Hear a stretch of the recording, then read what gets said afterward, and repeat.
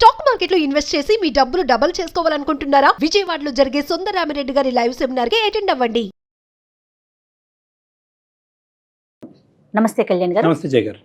కళ్యాణ్ గారు, ఇప్పటి వరకు మనకు ఒక ఏజ్ గ్రూప్ వాళ్ళ దగ్గర నుంచే మెయిల్స్ వస్తూ ఉన్నాయి. వాళ్ళ ఇష్యూస్కి మీరు మాట్లాడుతున్నారు.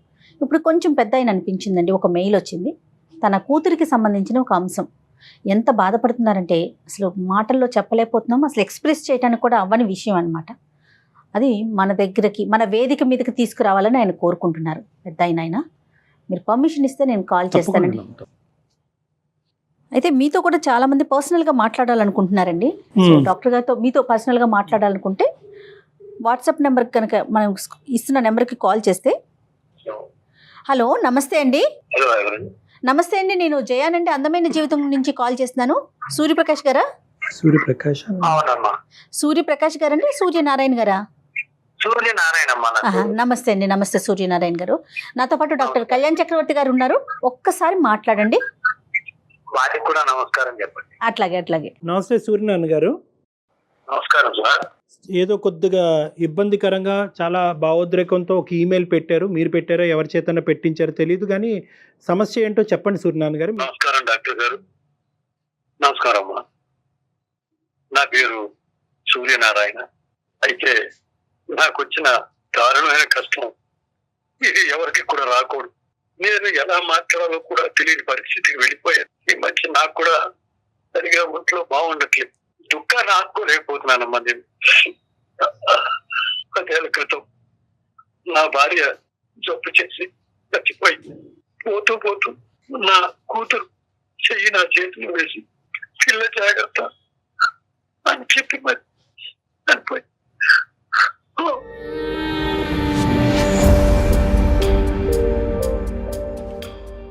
ఓ రకంగా ఆ దేవుడు నన్ను శపించేయడేమో అన్నంత బాధగా ఉంది. నాకు ఒక్కగానొక్క కూతురండి. పాపకి 22 ఏళ్ళు ఉంటాయి. ఈ మధ్య సంబంధాలు చూద్దామని అనుకుంటున్నాను. ఈ మధ్యలో అనుకోని ఘోరం ఒకటి జరిగిపోయింది.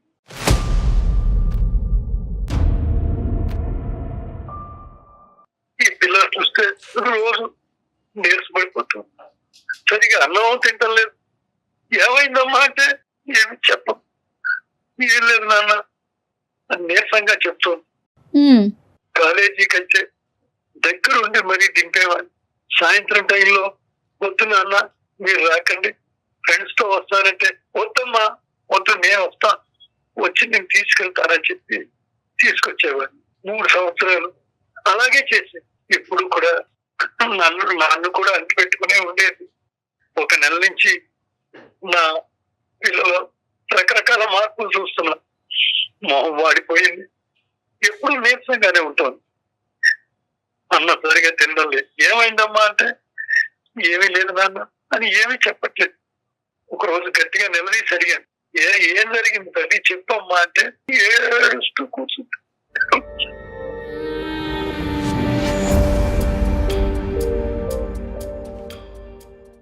నన్ను నమ్మనుకునే చెప్పమ్మా అని మరీ అడిగితే ఏడుస్తూ కూర్చుంటుంది.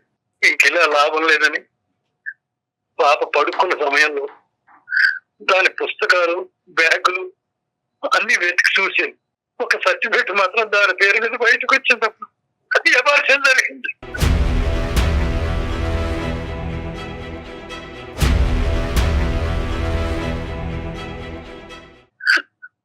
అబార్షన్ జరిగింది. నాకు గుండె పెగినంత పనైంది.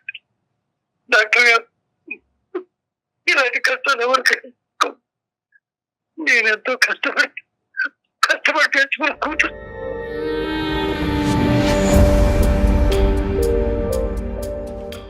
ఈ బరువు దించుకుందామంటే ఇది ఎవరికైనా చెప్పుకునే విషయం కాదు. ఈ మధ్య కొంచెం సంబంధాలు చూడాలి, ఎలాగో నాకు ఒకటి అయ్యే చేతిలో పెట్టాలని ప్రయత్నం చేస్తున్న సమయంలో వీడిచ్చి సర్వనాశనం.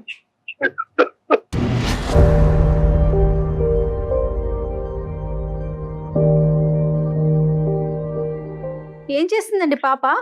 డిగ్రీ చదివిందమ్మా.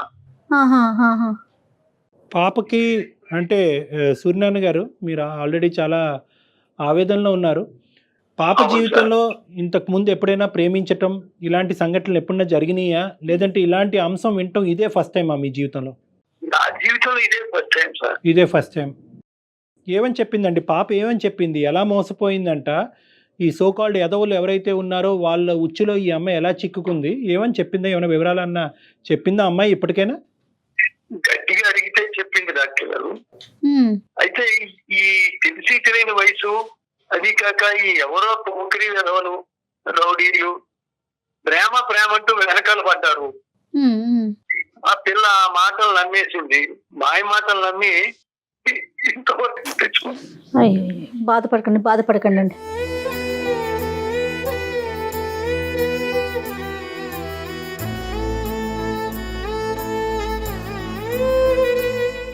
ఒక కిరాతకుడు, దుష్టుడు, వాడు నా కూతురు జీవితంతో ఆడుకున్నాడు. వాడు చేసేసాడు.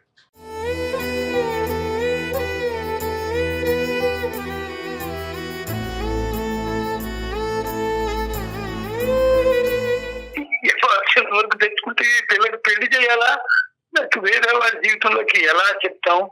ఈ సమాజం ఏమైపోతుంది?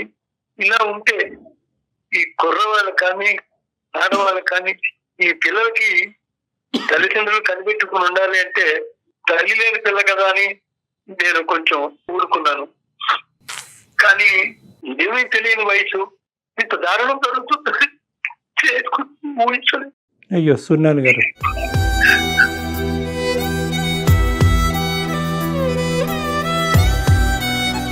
ఈ పిల్లలు చూసుకోవాలంటే నేను ఇంకా ఉరేసుకోవాలనుకున్నాను. అయ్యో, పిల్ల అనాథ అయిపోతుంది ఒక పక్క భయం.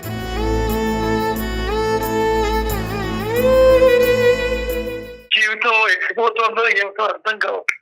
సూర్యనారాయణ గారు, మొదటగా మీరు ఈ క్లిష్టమైనటువంటి పరిస్థితిలో, ఈ సంక్లిష్టమైనటువంటి పరిస్థితిలో ప్రధానంగా మీరు ముందు ధైర్యంగా ఉండాలి. పాప ఎటువంటి వివరాలన్నా ఇచ్చిందా? అంటే ఎంతకాలం బట్టి ఇది జరిగింది?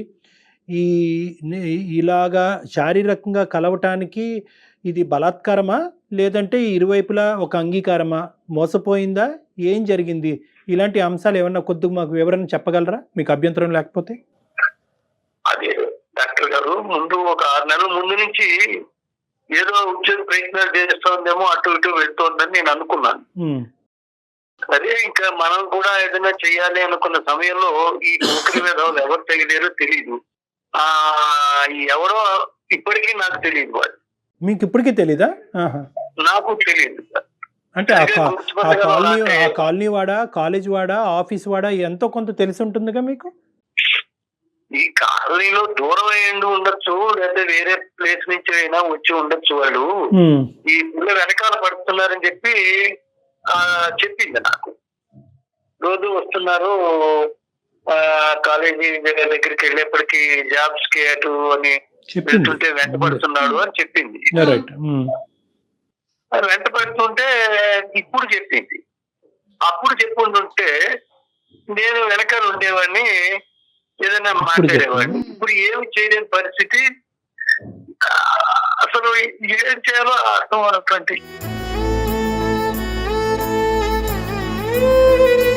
ఇప్పుడు పాప ఏమంటుందండి? వాడు వేరే అబౌట్స్ ఏమైనా తెలుసా? ఇది లేదంటే వాడు ఎక్కడున్నాడు, ఏం చేస్తున్నాడు, ఇప్పటికీ ఇబ్బంది పెడుతున్నాడా, వాడిని పట్టుకునే అవకాశం ఉందా, పోలీసులు కంప్లైంట్ చేయాలా? పోలీసులు కంప్లైంట్ చేసినా ఎవరని చెప్పడానికి లేదండి. ఈ పిల్లకి తెలియట్లేదు. ఇప్పుడు వాడిని మర్చిపోయిందో తెలీదు, వాళ్ళు ఎక్కడుంటారో సరిగా తెలీదు.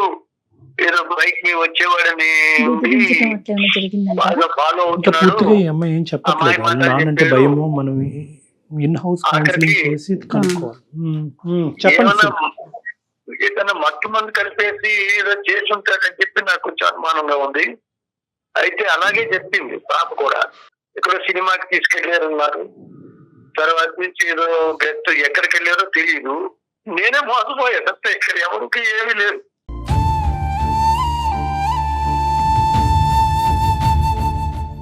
మీరు ఫస్ట్ మిమ్మల్ని మీరు ఓదార్చుకోవాలి. నెంబర్ 1, మీరు మనోధైర్యంతో గుండె ధైర్యంతో ఉండాలి. ఎందుకంటే ఇక్కడ 2 అంశాలు. ఒకటే, సమాజంలో ఎందుకు ఇటువంటి పరిస్థితులు ఏర్పడుతున్నాయి, ఈ పరిస్థితులకు కారణం ఎవరు, ఆడపిల్లలు ఎలా జాగ్రత్తగా ఉండాలి, తల్లిదండ్రులు ఎటువంటి పర్యవేక్షణ చేయాలి అనేటటువంటిది ఒక డిఫరెంట్ అంశం. కానీ ఇప్పుడు ఉండేటటువంటి క్రైసిస్లో ఇప్పుడు వాడు ఎక్కడున్నాడు, వాడు ఇప్పుడు ఈ అమ్మాయిని వదిలేశాడా, లేదంటే ఇంకా రానున్న రోజుల్లో ఇంకా వెంటపడి ఇంకా జీవితం చిన్నభిన్నం చేస్తాడా, బ్లాక్మెయిల్ చేస్తాడా, ఫోటోలు ఉన్నాయా, ఆధారాలు ఉన్నాయా అనేటటువంటిది ఒకటిది. వాడు ఒకప్పుడు ఈ అమ్మాయితోనే చేస్తున్నట్టుగా అయితే కనుక ఇంకా వేరే అమ్మాయిలతో కూడా ఇదే కార్యక్రమానికి ముడిపడి ఉందా, అలాంటప్పుడు మన బాధ్యత, మన బరువు బాధ్యత ఇంకా పెరుగుతుంది. కాబట్టి మనం అందరం ఒకే తట్టు మీదకి వచ్చి ఈ ఇష్యూని రిజాల్వ్ చేయవలసినటువంటి అవసరం ఉంది. నాకు కావాల్సింది ఏంటంటే అమ్మాయి ఇప్పటికైనా పూర్తిగా మీకు వివరాలు చెప్తుందా, లేదంటే పరువు భయం అనేటువంటి అంశాలతో ఇంకా మీకు పూర్తిగా చెప్పట్లేదా? కొన్ని విషయాలు అయితే చెప్పింది డాక్టర్ గారు. రైట్. కాకపోతే ఏంటంటే వాడెవడో అసలు 6 నెలల బట్టి మనిషి కనబడకుండా వెళ్ళిపోయాడు. గుర్తుపట్టగలవమ్మా సరిగా అంటే ఏడుస్తుంది తప్ప ఏం చెప్పట్లేదు. గుర్తుపట్టగలదో గుర్తుపట్టలేదో అది కూడా తెలియట్లేదు. అంటే ఇప్పటికీ పాప ఏమంటదండి, ఇది ఒక ప్రేమాయణం కింద మొదలైనటువంటి కథకని చెప్తుందా, లేదంటే బ్లాక్మెయిల్ చేస్తూ ఆ అమ్మాయిని లోబర్చుకున్నాడా? ఈ 2 అంశాల్లో ఏం చెప్తుంది పాప? దాన్ని బట్టి మనం సలహా సూచన చెప్పచ్చు మీకు. ఆ అమ్మాయి ప్రేమించిందా వాడిని? అమ్మాయి మాటల్లో పడిపోయిందండి. వాడు ప్రేమిస్తూ పెళ్లి చేసుకుంటాను అది ఏదో చెప్పాడండి. అలా కాదు. ఇప్పుడు అమ్మాయి డిగ్రీ చదువుకుంది అంటున్నారు, చిన్న వయసు కాదు, 22 సంవత్సరాలు. అంటే మీ అమ్మాయిని ఆల్రెడీ బాధలో ఉండేటటువంటి అమ్మాయి పుండి మీద కారం జల్లుతున్నట్టుగా దయచేసి భావించద్దు. కానీ ఇక్కడ పూర్వాపరాలు అనేటటువంటిది మనకు క్లారిటీగా ఉండాలి.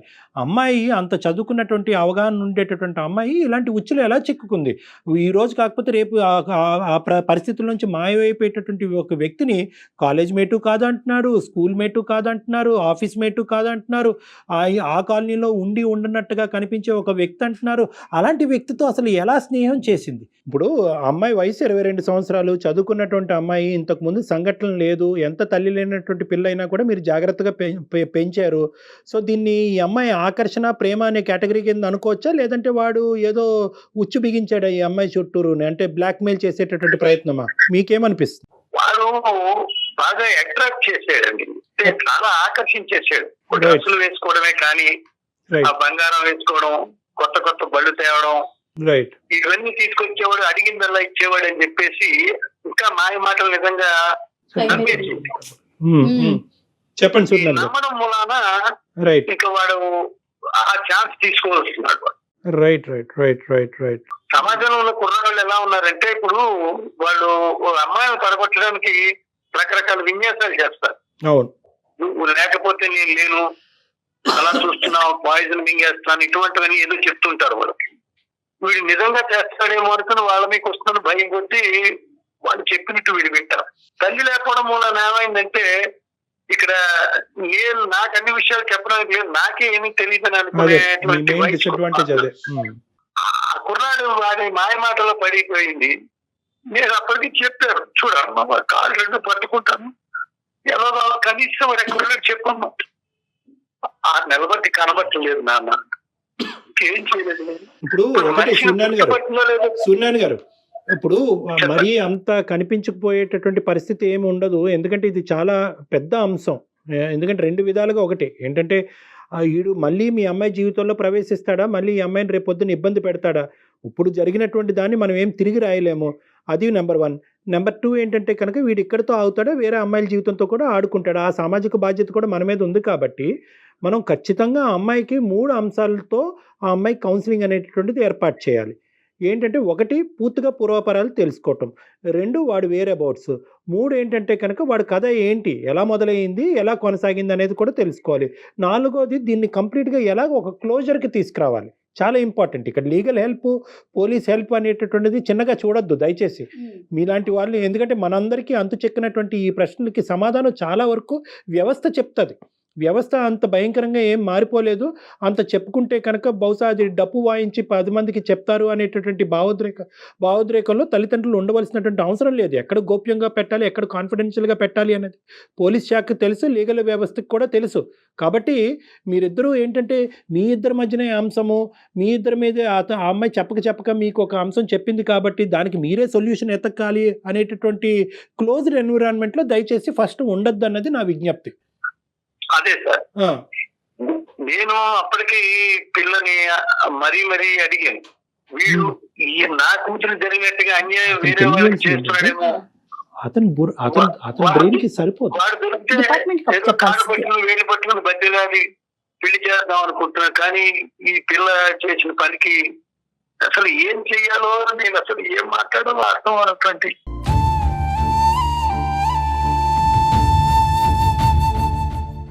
మీరు పోలీసుల హెల్ప్ కనుక తీసుకోగలిగితే రేపటి రోజున మళ్ళీ అతను ఇంకొకసారి ఇబ్బంది పెట్టడానికి అవకాశం ఉండదు. మీ అమ్మాయినే కాదు, ఏ అమ్మాయి ఇలాంటి ఇబ్బంది పడకుండా ఉండాలి అంటే ఒక్కసారి మీరు కంప్లైంట్ లాగా అట్లా ఏదైనా రేస్ చేస్తే బాగుంటుంది అంటున్నారు. ఒకటి సూర్యనారాయణ గారు, ఇది ఒక పాయింట్, లీగల్ హెల్ప్ తీసుకోవటం. ఇప్పుడు మీరు చెప్పినటువంటి పాయింట్ ఆకర్షణ అనేటటువంటి అంశంలో ప్రధానంగా యువకులకు తెలుసుకోవాల్సినటువంటి ఈ సందర్భం, ప్రధానంగా ఆడపిల్లలకి తెలియవలసినటువంటి అంశం ఏంటంటే మేల్ ఫీమేల్ అట్రాక్షన్, ఆడ మగవాళ్ళు అనేటటువంటి సృష్టి ధర్మం, అది న్యాచురల్గా ఉంటుంది. కానీ ఎప్పుడైతే కనుక ఆ అట్రాక్షన్లో, ఆ ఆకర్షణలో మోసము అనేటటువంటిది ఎప్పుడైతే జత అవుతుందో అప్పుడు ఈ వ్యవస్థ అనేటటువంటిది చిన్నభిన్నం అయిపోతుంది అనమాట. అంటే ఇక్కడ జరిగినటువంటిది ఏంటంటే కనుక నేను సింగిల్ పేరెంట్గా నా కూతుర్ని చూసుకోలేకపోయాను అనేటటువంటి అంశం ఒకటైతే కనుక, రెండోది ఏంటంటే మన ఇంటి వరకు ఈ సమస్య రాదు, ఇది ఎక్కడో మనం టీవీలోనో ఎక్కడో రేడియోలోనో వింటాము, మన ఇంటి వరకు రాదు అనేటటువంటి కాన్సెప్ట్లో మ్యాక్సిమం నెంబర్ ఆఫ్ తల్లిదండ్రులు ఉంటారు. అయితే చీడ పురుగులను అనేటటువంటిది ఏరి వేసేయటం, బయటకు తీసేటువంటి ఎన్నో సంఘటనలు జరుగుతున్నాయి, ఎన్నో భయంకరమైనటువంటి మానవాంగాలు, హత్యలు, ఆత్మహత్యలు భయంకరంగా జరుగుతున్నా కూడా ప్రతిరోజు ఇవి పెట్టరేగిపోతున్నాయే కానీ మనం అరికట్టలేకపోతున్నాం. ఎందుకంటే కనుక ఆ పర్యవేక్షణ, ఆ మానిటరింగు, ఆ క్లోజ్నెస్, ఆ ఫ్యామిలీలో ఉండేటటువంటి క్లోజ్నెస్ వల్ల ఇలాంటి అంశాలు మనకి అర్థం అవుతాయి. అది తల్లి అయినా, తండ్రి అయినా, సింగిల్ పేరెంట్ అయినా, డబుల్ పేరెంట్స్ అయినా, ఎవరైనా కూడా మనం ఏంటంటే పిల్లల దగ్గర నుంచి మీరు కాలేజీకి వెళ్తున్నారా, వస్తున్నారా, చదువుకుంటున్నారా, ఏం చేస్తున్నారు, ఇంతవరకే తెలుసుకుంటున్నాం. కానీ వారు ఎటువంటి ఆకర్షణకి లోనవుతున్నారు, ఎటువంటి మనుషులను వాళ్ళు ఆకర్షించేటటువంటి ప్రయత్నం చేస్తున్నారు. సమాజంలో మీరు ఎంత కరెక్ట్గా ఉన్నా కూడా బయట వచ్చేటటువంటి ఆకర్షణ యొక్క పవర్ ఎంత విపరీతంగా ఉంటుంది. ఆ పవర్ని తట్టుకునేటటువంటి కెపాసిటీ మీ పిల్లలకు ఉందా లేదా అని చూసుకోవాల్సినటువంటి బరువు బాధ్యతలు తల్లిదండ్రుల భుజస్కంధాల మీద ఉన్నాయి. ఇది కేవలం ఎలా వస్తుందంటే కనుక ఫ్యామిలీ టైం అని పదే అంటూ ఉంటాం. కుటుంబ సమయంలో మనం కూర్చుంటున్నంత సేపు మనం ఏం మాట్లాడుకుంటున్నాం, ఎన్ని మార్కులు వచ్చినాయి, నీట్లో సీట్ వచ్చిందా, ఎంసెట్లో ర్యాంక్ వచ్చిందా, ఎందుకు రాలేదు, వాళ్ళకి ఎందుకు ర్యాంక్ వచ్చింది అనేదే మాట్లాడుకుంటున్నాం. కానీ ఈ ఆకర్షణలు, లవ్ అఫేర్లు, లవ్ స్టోరీలు మన ఇంట్లో కాదు ఎదురింట్లో పక్కింట్లో జరుగుతాయనేది చాలామంది తల్లిదండ్రుల్లో ఉండేటటువంటి ఒక కాన్సెప్ట్. సో కాబట్టి ఏంటంటే ఒక ఫ్రీనెస్ అనేటటువంటిది క్రియేట్ అవ్వాలి. ఇలా ఆకర్షించవచ్చు, ఇలా మాటల్లో మభ్య పెట్టచ్చు, తల్లిదండ్రులుగా మేము చూపెట్టలేనిది వాళ్ళే చూపెడతారు అనే నమ్మకాన్ని మీకు కలగజేయచ్చు, సూపర్ఫిషియల్ అట్రాక్షన్ ఇవ్వచ్చు, మానసికంగా అట్రాక్ట్ చేయొచ్చు, మేము ఇవ్వనటువంటి గిఫ్ట్లు వాడు కొని తేవచ్చు, మీ మీద విపరీతమైనటువంటి ఇంట్రెస్ట్ చూపెట్టచ్చు, మీ కెరియర్ గురించి, మీ భవిష్యత్తు గురించి మీలాగా వీళ్ళలాగా ఎవరూ ఆలోచించలేరు అనేటటువంటి ఒక అట్మాస్ఫియర్ క్రియేట్ చేయొచ్చు. కానీ ఇవన్నీ కూడా మసిపూసి మారేడుకాయి మిమ్మల్ని అట్రాక్ట్ చేసుకుని మిమ్మల్ని ఉచ్చులో దింపి మిమ్మల్ని బ్లాక్మెయిల్ చేసి మిమ్మల్ని వాడుకునేటటువంటి ప్రయత్నం అనేటటువంటి అంశాన్ని ప్రతిరోజు మాట్లాడకపోయినా పిల్లలతో అప్పుడప్పుడు వయసు వచ్చినటువంటి పిల్లలతో తల్లిదండ్రులు ప్రత్యేకంగా బాధ్యత తీసుకుని మాట్లాడవలసినటువంటి అవసరం ఉంది. ఎందుకంటే పిల్లలు ఈ రోజుల్లో పేపర్లు చదవట్లేదండి, న్యూస్ పేపర్లో జరిగినటువంటి సంఘటనలు చదవట్లే, టీవీలో వచ్చేటటువంటి వార్తలు వినట్లే, వాళ్ళేవో వాళ్ళకి కావాల్సినటువంటి ఆ వీడియోలు ఈ వీడియోలు చూసుకుని జలసాగా వాళ్ళు బతుకుతున్నారు. ఇలాంటి సంఘటన వచ్చేటప్పటికి తెలిసి తెలియకుండా ఆ ఉచ్చులో చిక్కడిపోతున్నారు. సో ఇక్కడ మన భుజస్కంధాల మీదే ఈ బరువు బాధ్యతలు ఉన్నాయి, తల్లిదండ్రులుగా ప్రతి కుటుంబంలో ఉందన్నది మనం అర్థం చేసుకోవాల్సినటువంటి ఒక ఇంపార్టెంట్ మెసేజ్ మీ ద్వారా సమాజానికి అందజేయాలని నేను అనుకుంటున్నాను. నేను ఈ పిల్ల గురించి కొంచెం భయం పట్టుకుని 24 గంటలు ఎక్కడికి వెళ్ళకుండా కనిపెట్టుకుని కూర్చుంటున్నాను. ఏం చేసుకుంటుందో ఏ సమయంలోనో ఓ పక్క భయం పట్టి. ఇప్పుడు coming to point number 2 Suryanarayana గారు, మీరేమీ ఇక్కడితో జీవితం ఏమి అయిపోలేదండి, ఇక్కడితో ఓకే. ఆ అమ్మాయి మీరు అనుకుంటున్నారు వాడి కాళ్ళ వేళ్ళ పడుకుని వాడిని జత కలపాలి ఈ అమ్మాయితో అనుకుంటున్నారు. అంత కర్మ మీకు లేదండి. అలాంటి ఏదోతో మీరు మీ అమ్మాయిని జీవితాంతం ప్రయాణం చేయవలసింది ఏంటంటే తెలుసో తెలియకో ఒక దురదృష్టకరమైనటువంటి సంఘటన జరిగింది. ఆ అమ్మాయి వెళ్ళి ఒక పెద్ద అడుగు తీసుకుని అబార్షన్ వరకు వెళ్ళింది. ఆ అమ్మాయి ఏ స్థాయిలో మనస్తాపం చెందుంటుంది అనేది ఇక్కడ ప్రధానమైనటువంటి అంశం. ఈరోజు పెద్ద సపోర్ట్ ఏదన్నా ఉంది అంటే కనుక ఒక ప్రొఫెషనల్ సపోర్ట్ అది మీకు మీ అమ్మాయికి ఇవ్వాల్సినటువంటి అవసరం ఉంది. నెంబర్ 2 ఏంటంటే మీకు మీ అమ్మాయికి అతి పెద్ద వైద్యం ఏదన్నా ఉంది అంటే అది మనోధైర్యం. భవిష్యత్తులో ఒక నమ్మకాన్ని మీ ఇద్దరిలో కలుగు చేయటం అనేది ఒక పెద్ద అంశం ఇక్కడ. ఎందుకంటే లైఫ్ ఎక్కడితో ఆగదండి. ఈ సంఘటన ఒక పీడకల్లాగా తీసి పక్కన పెట్టేసి దీని నుంచి ఒక మెసేజ్ తీసుకుని ఒక నమ్మకంతో ముందుకెళ్ళి పెళ్లి చేయొచ్చు, ఉద్యోగం చేయొచ్చు, పిల్లల్ని కనొచ్చు, జీవితాన్ని అందరిలాగే అమ్మాయి అనుభవించవచ్చు. ఇది ప్రధానంగా ఒక తండ్రిగా మీరు మీ కూతురు అర్థం చేసుకోవాల్సినటువంటి ఒక ముందు ఇంపార్టెంట్. మీరు ధైర్యంగా ఉంటే తర్వాత ఆటోమేటిక్ గా పాపలో కూడా ధైర్యం వస్తుందండి. అయ్యిందేదో అయిపోయింది డాక్టర్ గారు చెప్పినట్లుగా. నెక్స్ట్ ఏంటి, రేపటి కార్యాచరణ ఏంటనేది మీరు ధైర్యంగా ఆలోచించుకోండి, చక్కటి నిర్ణయం తీసుకోండి. ముఖ్యంగా ఏంటంటే కల్ప్రిట్ని పట్టుకునేటటువంటి ప్రయత్నం మీ బుర్రతో మీ హెడ్ వాడి ఇక్కడతో అవ్వదులే, వాడి నెంబర్ లేదు, వాడి ఊర్లోంచి వెళ్ళిపోయాడు అని అనుకోవటానికి లేదు. వాడు మళ్ళీ ప్రత్యక్షం అవ్వచ్చు, మీ అమ్మాయి జీవితంలో ప్రత్యక్షం అవ్వచ్చు, వేరే అమ్మాయి జీవితంలో ప్రత్యక్షం అవ్వచ్చు. సో ఈ రెండు బాధ్యతలు మీ మీద, సుమన్ టీవీ వరకు మీరు తీసుకొచ్చినందుకు, అందమైన జీవితం వరకు తీసుకొచ్చినందుకు మా మీద, ఇద్దరి మీద ఉంది అనేటటువంటిది నేను మీకు చెప్పదలుచుకున్నాను. సో మీరు కావాల్సింది ఏంటంటే ఇంకా వాడి ఫోన్ నెంబరు, వాడి ఐడెంటిటీ, ఇంకా ఏమన్నా ఉంటే కనుక మీరు అవి తీసుకుని పోలీస్ స్టేషన్ వరకు వెళ్ళాలి. షీ టీమ్స్ అనేటటువంటి ఉన్నాయి. ఇలాంటి ఆస్పెక్ట్స్లో క్షుణ్ణంగా కాల్ రికార్డ్స్ బట్టి మొత్తం అంతా పర్యవేక్షణ చేసి ఆ దొంగ ఎక్కడున్నాడో వాడిని పట్టుకునేటటువంటి ప్రయత్నం వాళ్ళు చేస్తారు. ఒకప్పుడు మీకు అక్కడి వరకు వెళ్ళేటటువంటి ధైర్యం, నమ్మకం ఇప్పటికీ రాకపోతే మీరు నా వరకు రండి, నా దగ్గరికి రండి, నా కౌన్సిలింగ్కి రండి. ఎందుకంటే ఆ కౌన్సిలింగ్ అన్నది మీకు, మీ అమ్మాయికి ఇద్దరికి ఇంపార్టెంట్. అదే సార్, మేమేమనుకుంటున్నాం అంటే సుమన్ టీవీ వారి అందమైన జీవితం ఇది కూడా నేను ఇదివరకు చూస్తూ ఉండేవాడిని. ఇలా కూడా జరుగుతుందా అంటే ఆ కర్మ నాకు పట్టుకుంది.